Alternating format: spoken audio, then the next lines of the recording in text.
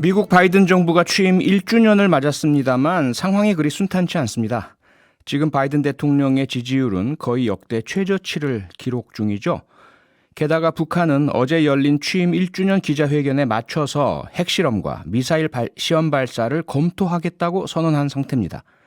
바이든 시대의 한미, 북미 관계와 한반도 평화는 어떨지 홍현익 국립외교원장과 짚어보겠습니다. 홍현익 원장님, 안녕하세요. 네, 안녕하십니까. 네, 바이든 대통령 일단 그 미국 내에서의 평가가 상당히 안 좋은데요. 역대 대통령 중 취임 1년차 지지율이 트럼프를 제외하면 거의 꼴찌란 보도가 계속 나오지 않습니까? 이 지지율이 바닥으로 떨어진 핵심적인 원인은 뭘까요?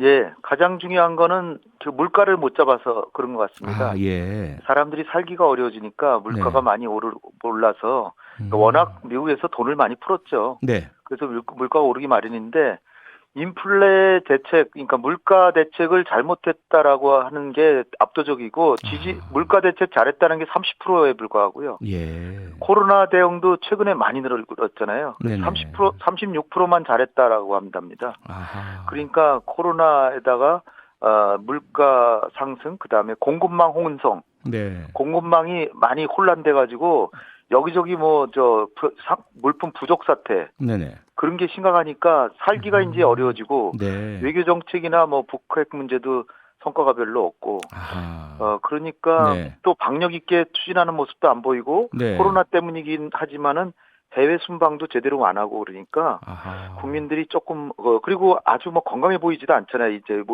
외면으로 보기에도. 아, 네네. 네, 그러니까 조금 박력도 없다. 이래서 조금 벌써 레임덕 현상이 빨리 나타나는 게 아닌가 이렇게 생각이 됩니다. 근데 원장님 말씀 듣다 보니까 소위 말하는 총체적 난국이라는 말이 떠오르는데요.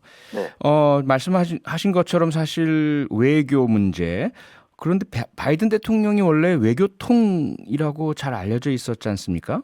그래서 외교, 그리고 우리로서는 대북 정책에 뭔가 바이든만의 성과가 있지 않을까 기대가 컸었는데 지난 1년간의 바이든의 외교, 대북 정책, 총평을 좀 해주시죠. 예, 미국 내에서도 외교 정책도 좀 잘 못했다라는 게 평이 다수인 것 같고요. 네. 설리번 국가안보보좌관은 굉장히 어떤 상류층 도룡이다. 하여튼 굉장히 칭송이 처음에는 기대가 컸는데 네. 별로 성과가 없는데 가장 큰 게 지난 8월 달에 작년 8월 아프간 철군하는 거. 아, 네. 여기서 상당히 낭패를 봐서 미국이 탈레반들한테 양보하듯이 나왔는데 쫓겨나온 것처럼 됐잖아요. 네, 그렇죠. 그러니까 마치 전쟁에서 패배해서 사실은 합의해서 나오는 건데 모습은 패배해서 완전 패퇴한 걸로 보여졌고 네.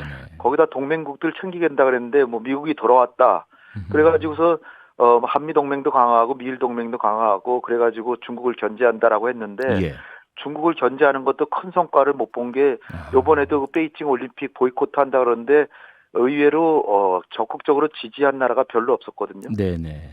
그리고 경제적으로도 환태평양 경제동반자협정 이런 것도 결국은 또 안 해서 경제적으로도 지금 중국은 RCEP이라 그래서 한국도 가담한 이 다자 무역기구로 무역 협력을 통해서 굉장히 이제 자유무역으로 가는데 네. 미국은 어정쩡한 지금 상태고요. 아하. 그리고 중국에 대한 관세를 철폐할 줄 알았는데 그것도 계속 부과하니까 네. 관세를 철폐 안 한다는 물가가 오르잖아요. 예. 그러니까 물가는 더 오르고 그런데다가 이제 오커스라 그래가지고 프랑스가 같은 미국의 동맹국인데 네. 프랑스가 호주에다가 잠수함을 팔기로 됐는데 가로채가지고 영국하고 함께 네. 핵 잠수함 준다 그러는데 그랬죠. 이 프랑스하고 갈등도 심각해졌고 아하. 지금 우크라이나하고도 관계도 지금 전쟁 직전이고 그러네요. 굉장히 여기 사면초가 상황입니다. 네, 외교마저 사면초가라는 말씀이신데 사실 근데 저희가 가장 관심을 많이 갖고 있는 것은 북한 문제 아니겠습니까? 네. 그런데 바이든 대통령 취임 1주년 기자회견에서 북한이라는 단어가 단 한 번도 나오지 않았습니다. 이게 네. 너무 신중해서 그런가요? 아니면 북한에 아예 관심을 안 갖고 있기 때문인가요? 글쎄 아주 좋게 해석하면은 북한이 자꾸 때를 쓰니까 네. 거기에 말려들지 않겠다라고 이제 블링컨 국무장관도 그렇게 얘기를 했는데 네. 그거보다 일단 미국 내부에서 북한 문제가 큰 관심이 없는 게 기자회견 하는데 질문 자체가 또 없었다는 거예요. 북한에 대해서. 예. 그러니까 그런데다 바이든 대통령이 지금 뭘 하려고 해도 뾰족한 대책이 없고 네. 그리고 한미 동맹을 중시하니까 문재인 대통령과의 우정을 생각해도 뭔가 해주고 싶은데 그렇다고 해서 잘못 양보했다가 북한이 맞장구를 안 쳐주면 굉장히 낭패를 당하니까 네. 섣불리 움직일 수도 없고 예. 그러니까 그냥 이거 뭐 귀찮은 과제다라고 이렇게 생각하고 하긴 해야 되겠는데 뭐 좀처럼 내키지 않는 과제가 돼버린 거죠. 네. 그래서 아예 언급도 안 한 게 아닌가 봅니다. 네, 미국이나 바이든 대통령에게서 북한 관련된 반응이 전혀 안 나와서 그런가요? 북한은 새해부터 벌써 4번째 미사일을 쐈고요. 그리고 바이든 대통령 취임 1주년 기자회견에 딱 맞춰서 핵실험 그리고 대륙간 탄도미사일 시험 발사 다시 하는 걸 검토하겠다. 이런 선언을 하기도 했지 않습니까? 이거 네. 미국을 향한 메시지로 봐야 하겠죠? 네, 당연히 미국에 대한 메시지입니다. 이게 네. 한국에 대한 메시지는 단거리 미사일만 쏴도 한국 내부에서 굉장히 막 대대적으로 보도하고 그렇죠. 정부에 대한 압박도 대단한데 네. 미국은 꿈쩍도 안 하니까 네. 거기다가 최근에 와서는 작년 1년 동안 북한 인권 문제로 제재한 적은 있었지만 네. 미사일 가지고 단거리 쏘는 건 아예 관심조차 안 뒀거든요.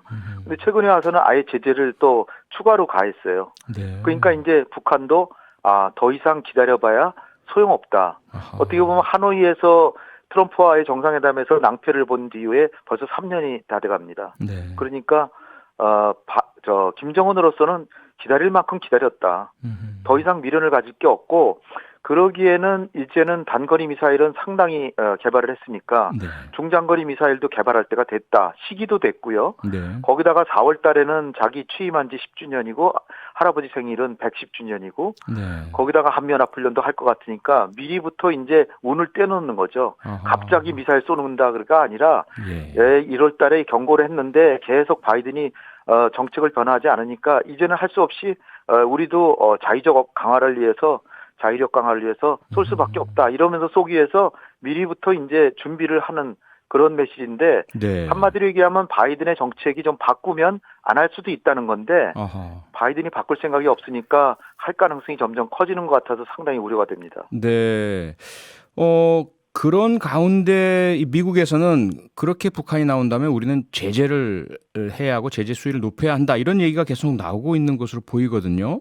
바이든 네. 대통령이 어떻게 해야만 북한이 도발이 아니라 대화를 택하게 될까요? 역지사지로 생각하면 금방 알 수 있는데요. 네.